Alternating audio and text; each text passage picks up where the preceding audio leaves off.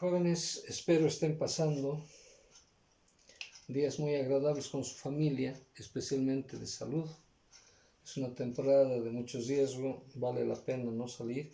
Hay que cuidarse, hay que dedicarse a hacer las tareas que se envían, los trabajos que se envían, de manera que la vida sea más llevadera.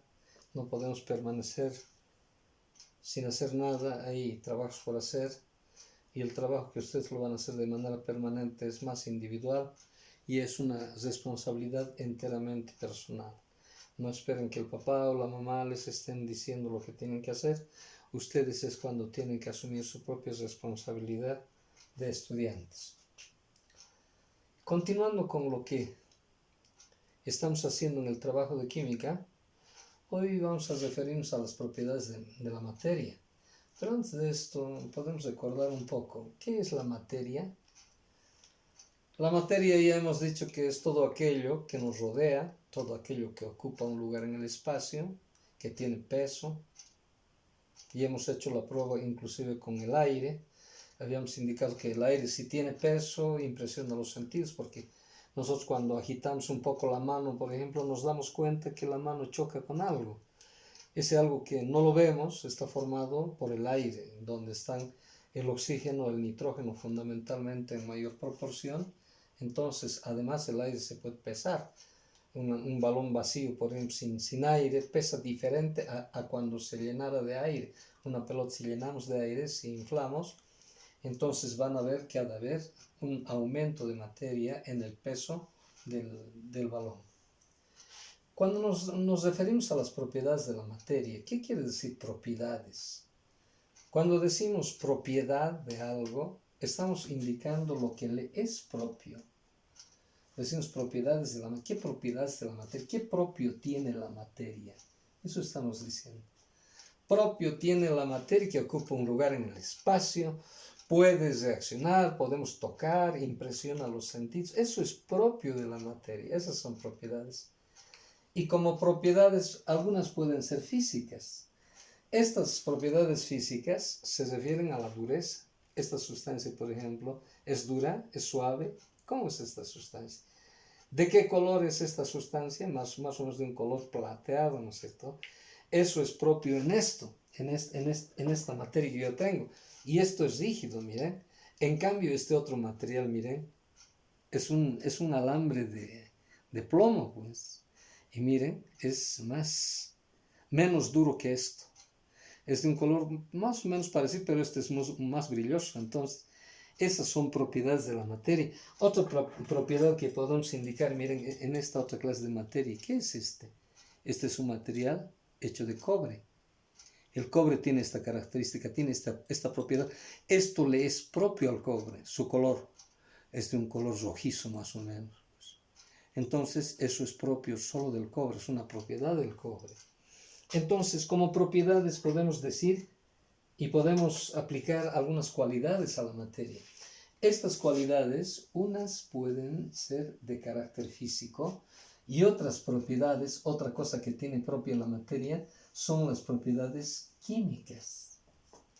¿A qué se refieren las propiedades físicas? Las propiedades físicas son aquellas que no alteran su estructura. Por ejemplo, en los cambios de estado, si nosotros utilizamos un foquito quemado, colocamos en el foquito quemado un poquito de agua, sometemos a la acción del calor, encendemos nuestro mecherito, vamos a observar porque un foquito quemado abierto puede permitirnos hacer este trabajo. Entonces encendemos el mechero y aquí hay agüita, entonces vamos a observar que después de cierto tiempo el agua pasa del estado líquido al estado gaseoso. Entonces eso es propio en el agua. Esa es una propiedad física. Ahora miren, al calentarse el agua, al transformarse en vapor, el agua sigue siendo agua, no cambia su estructura. Por eso aquí dice, no alteran su estructura. Esa es una propiedad física en la materia, cuando no altera su estructura. En cambio, un proceso diferente, miren, en un platillo, en una tapacorona, esos platillitos, esas tapitas de las minis, Si agarramos esa tapita y colocamos azufre, el azufre es un polvo de un color más o menos amarillo, ¿no es cierto? Ya hemos hecho este trabajito también. ¿Conocen de este trabajo ustedes? Si sometemos a la acción del calor, aquí está nuestra manito, sometemos a la acción del calor, después de cierto tiempo el azufre arde. El azufre forma un gas que nos hace toser, nos hace estornudar, nos irrita un poco las vías respiratorias, por eso que hay que abrir las ventanas cuando estamos en el curso, en el laboratorio, ¿no es cierto? Entonces, esto muestra que el azufre puede convertirse en otra sustancia. Esta es una propiedad enteramente química del azufre.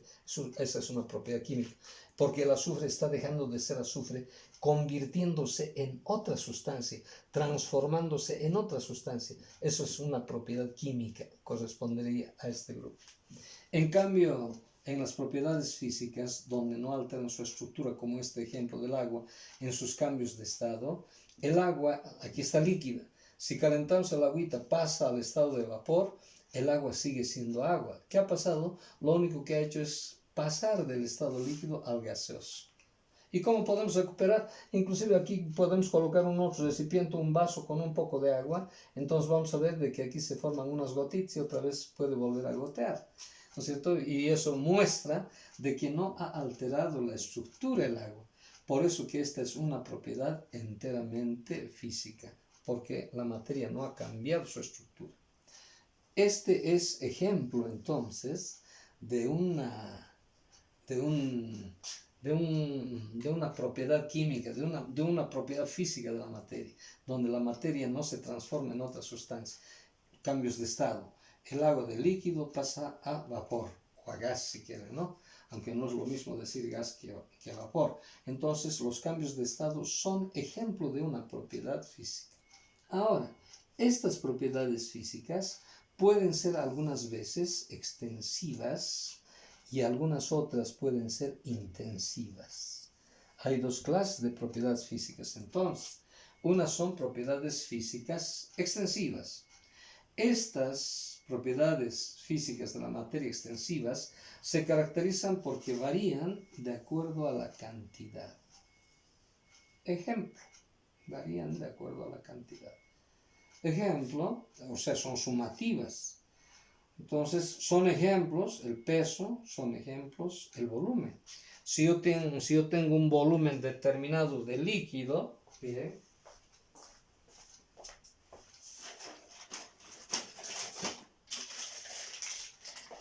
si tengo un volumen determinado de líquido que podría ser alcohol, que podría ser agua, coloco, miren, en esta mi jeringa, yo puedo colocar aquí, a ver, 20 ml de alcohol. Coloco en un vaso vacío, en otro recipiente o de otro recipiente tomo otros 30 centímetros cúbicos de la misma sustancia, sumo las dos y va a darme 50. Entonces, esto quiere decir que estas propiedades extensivas se pueden sumar y varían de acuerdo a la cantidad de materia. Son ejemplos el peso, el volumen. Miren, yo puedo colocar aquí, pues, si este fuera un inflador, ¿no? Puedo agarrar hasta aquí, llego hasta 60 ml, agarrando 60 ml una pelota, meto en la pelota 60, otra vez subo aquí, otra vez otros 60, ya van a ser 120 ml de aire que estoy introduciendo dentro del balón. Entonces miren, el volumen es una propiedad extensiva sumativa, pues por eso se puede sumar. En cambio, en las propiedades intensivas, estas no dependen de la cantidad de materia. Son ejemplos la ebullición, la densidad. ¿Cómo podemos comprender esto? Miren, si aquí yo tengo en el curso, si ustedes podemos imaginar esto, ¿no? Si del curso hacemos una pequeña piscina, entonces vamos a colocar de plancha las paredes laterales, las paredes anterior y posterior, o sea, la de adelante, la de atrás, la del piso también, colocamos plancha, lo soldamos todo y llenamos de agua ahí. Entonces, en otro recipiente que puede ser pequeño, puede ser este mismo foquito, porque ya sabemos que el agua puede hervir en el foquito. Entonces colocamos esta cantidad de agua. Y a nuestra piscina que tuviésemos aquí, a nuestra piscina, esa piscina que tendríamos conformada así, aunque esto no es así simple la piscina, ¿no? Esto va a ser, tiene que tener otra forma. Entonces va a ser más o menos así, esto aquí, esto más así. Así sería nuestra piscina. Entonces, bien aquí nuestra piscina, entonces llenamos de agua aquí. Claro, eso es grande, pues. Entonces, si es piscina grande y nosotros nos diésemos forma para colocar aquí varios quemadores ponemos aquí, muchos quemadores con garrafas, claro. Y aquí en un foquito quemado abierto colocamos agüita y aquí encendemos nuestros quemadores. ¿A qué temperatura piensan ustedes que pueda hervir el agua en esta piscina y en el foco? El agua normalmente a nivel de mar hierve a 100 grados centígrados. Vamos a suponer que estamos a nivel de mar y el agua tenga que hervir a 100 grados centígrados. Aquí el agua ha de hervir a 100 grados centígrados. Aquí, ¿a qué temperatura creen ustedes que puede hervir el agua en esta piscina que tenemos o que nos hemos fabricado aquí para el curso? ¿A qué temperatura? El agua ha de hervir también a 100 grados centígrados. Miren, aquí hay más cantidad de materia que en este foquito quemado abierto. Miren, esta es una propiedad intensiva, no depende de la cantidad de materia. Entonces, por eso el punto de ebullición, la ebullición en las sustancias, no depende de la cantidad de materia. Siempre que fuera 1 centímetro cúbico o 1 kilómetro cúbico de agua, igual ha de hervir a la misma temperatura, si es que ha de ser agua, y es ha de ser de 100 grados centígrados. Entonces, las propiedades intensivas se caracterizan por ello, porque no dependen de la cantidad de materia. Y estos son ejemplos. La densidad, el punto de ebullición, son ejemplos de las propiedades intensivas de la materia. Ahora, cuando nos referimos a las propiedades químicas, a lo que tiene propio la materia, entonces estas propiedades químicas, sí, miren, sí alteran. Estas sí alteran su estructura. En las propiedades físicas no alteran su estructura. Entonces el agua cuando se hace hervir, por ejemplo, sigue siendo agua en el vapor. Por eso que es una propiedad física. En cambio en la propiedad química sí alteran su estructura. Este no es un fenómeno físico, pues o este es un fenómeno físico. Este también es un fenómeno enteramente físico, pero esta ya no. Cuando nosotros quemamos un poco de azufre en un platillito, por ejemplo, en una tapacorona, si colocamos el azufrito y aquí agarramos ya sea con alicate o con un alambrito, entonces el azufre, al quemarse, al combinarse con el oxígeno que hay en el aire, puede formar el SO2 o el SO3. Entonces el azufre deja de ser azufre para transformarse en otra sustancia diferente que es esta. Y lo mismo que el oxígeno que está en el aire es un reactivo tremendamente importante. Solo pueden arder las sustancias en presencia de este oxígeno del aire. Si no hubiese oxígeno en el aire, no podría haber ningún tipo de reacción química, especialmente ningún tipo de oxidación, digamos, no ha de poderse combinar. En la luna, por ejemplo, nosotros no podríamos encender un palito de fósforo. Claro, porque no hay oxígeno, no hay aire, ¿no es cierto? No se va a poder producir ahí una reacción química. Una persona no puede ir con su motito. El profe de química no puede ir con su motito a la luna para querer manejar su moto porque no hay aire. Entonces puede haber gasolina, pero al no haber aire, al no haber oxígeno, no se va a producir la reacción química para permitir el funcionamiento del motor de la moto. Entonces, como ejemplo aquí están también todas las combustiones. ¿Combustiones qué quiere decir? Que se queman. Que se queman. El papel, el cartón, la ropa, puede quemarse, puede combinarse con el oxígeno del aire, puede transformarse en otra sustancia. Entonces, al alterarse en otra sustancia, están alterando su estructura. Por lo tanto, esta es una propiedad enteramente química de la materia. Esta es la clasecita teórica que nos ha correspondido hacer ahora.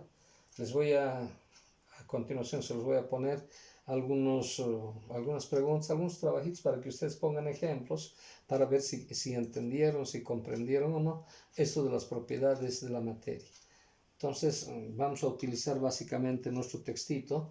Tenemos que utilizar, ahí tienen, van a ir leyendo este texto, ahí tienen toda la información necesaria y complementaria además a este mapit conceptual que he hecho el día de hoy, de manera que ustedes puedan responder más cómodamente al trabajo que se les está otorgando. Eso es todo por ahora y nos vemos la próxima semana. Y sigan cuidándose y cuidando a su familia. Hasta la próxima semana.